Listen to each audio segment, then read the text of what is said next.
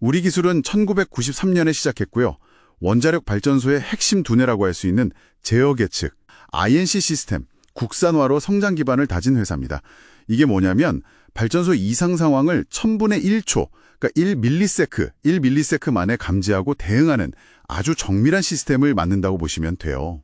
이 고도의 원자력 INC 기술력 하나를 가지고 전혀 다른 분야로도 성공적으로 확장하고 있다는 겁니다. 대표적인 예가 바로 철도 분야인데요. 지하철 스크린도어 아시죠? PSD 시스템. 심지어 이 기술은 국제안전성 최고 등급인 SIL4 인증까지 획득했어요. 여기서 그치지 않고 해상풍력 또 방위산업까지 영역을 넓히고 있습니다. 그러니까 이게 그냥 막 사업을 늘리는 게 아니라 검증된 핵심 기술의 응용 범위를 전략적으로 넓히는 그런 모습이죠. 최근 실적을 보면 2024년에는 매출 66.8억 원, 영업이익 11.6억 원으로 좀 줄었고요. 심지어 당기순 손실이 마이너스 29.1억 원이었어요. 상당히 힘든 시기를 보냈죠. 하지만 불과 1년도 안 돼서 2025년 상반기에 정말 놀라운 반전이 있었습니다. 매출액이 411억 원. 이게 전년 같은 기간이랑 비교하면 무려 45.1%나 급증한 거거든요. 특히 원자력 부문에서는 신한울 3, 4호기 수주 기대감이 커지고 있고요. 방산 전문 자회사 있죠. 우리 DS. 이쪽을 통한 실적 기여도 눈에 띄게 늘고 있습니다.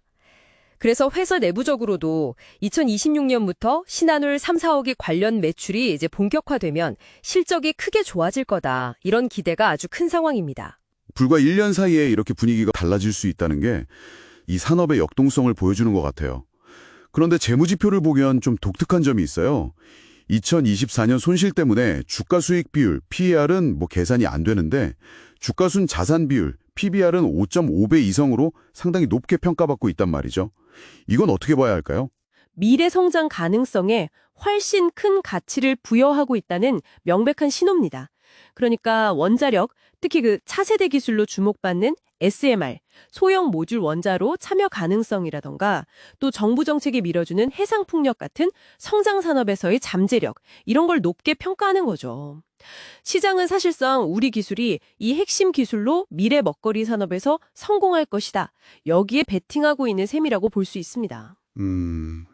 미래 성장성에 대한 기대가 반영된 높은 PBR이라는 건 알겠는데 그 기대가 만약에 현실화되지 못했을 때 그럴 때 위험 부담도 그만큼 크다 이렇게 볼 수도 있는 거겠네요? 그래서 재무 안정성 측면을 꼭 같이 봐야 합니다. 부채 비율이 아주 낮다고는 할 수 없고 좀 변동성도 크다는 점은 주의가 필요합니다. 아무래도 공격적인 사업 확장 과정에서 외부 자금 조달 의존도가 좀 있었을 수 있다는 걸 시사하죠. 그럼 앞으로 우리 기술의 행보를 지켜볼 때 어떤 점들을 좀 주목해야 할까요?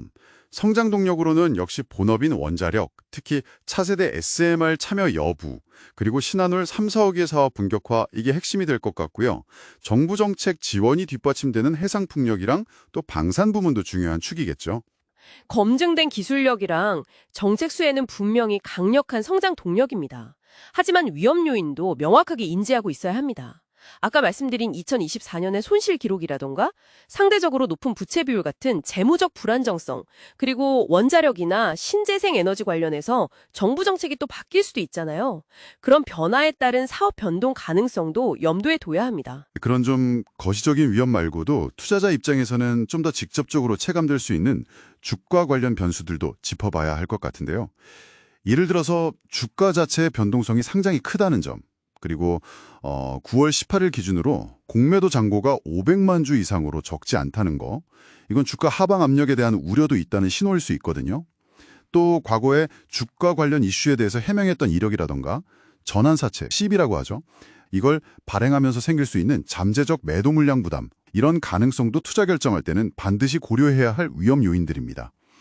강력한 INC 기술을 뿌리로 해서 원자력, 해상풍력, 방산 같은 미래 성장 산업으로 성공적인 확장을 보여주고 있습니다. 그 과정에서 최근 실적 반등이라는 긍정적인 신호도 있었고요. 하지만 동시에 재무적 안정성을 좀 더 강화해야 하는 과제라던가 주가 변동성, 오버행 가능성 같은 다양한 위험 요인도 함께 안고 있는 상황입니다. 현재 시장의 높은 평가는 분명 미래에 대한 기대감을 반영하는 거지만 그 기대가 현실이 될지는 지속적인 관찰이 필요하겠죠. 기술 잠재력은 분명히 매력적인데 그 안에 내재된 위험 요인도 명확하다는 점, 이걸 기억해야 할 것 같습니다.